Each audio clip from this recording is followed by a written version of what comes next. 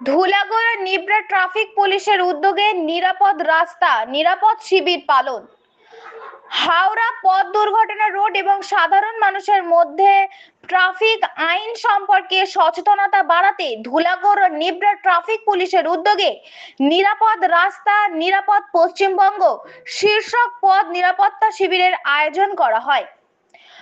হাওড়া আমতা রোডের সলভ বাজার থেকে কাটলিয়া পর্যন্ত একটি সচেতনতামূলক পদযাত্রা ও র্যালির আয়োজন করা হয়।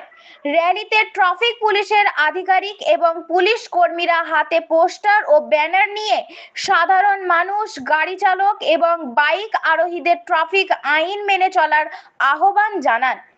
বিশেষভাবে হেলমেট ছাড়া মোটর বাইক চালকদের হেলমেট ব্যবহারের গুরুত্ব সম্পর্কে সচেতন করা হয়। পাশাপাশি 4 চাকার গাড়ি চালকদের সিট বেল্ট ব্যবহার, নির্ধারিত গতিসীমা মেনে গাড়ি চালানো এবং ট্রাফিক নিয়ম মেনে চলার পরামর্শ দেওয়া হয়। এই কর্মসূচিতে উপস্থিত ছিলেন নিবরা ট্রাফিক পুলিশের আইসি শ্যামল মণ্ডল, ধুলাগড় ট্রাফিক পুলিশের আইসি স্বরূপ সেন সহ ট্রাফিক বিভাগের অন্যান্য কর্মী। আপনারা দেখছেন H+ সিটি নিউজ।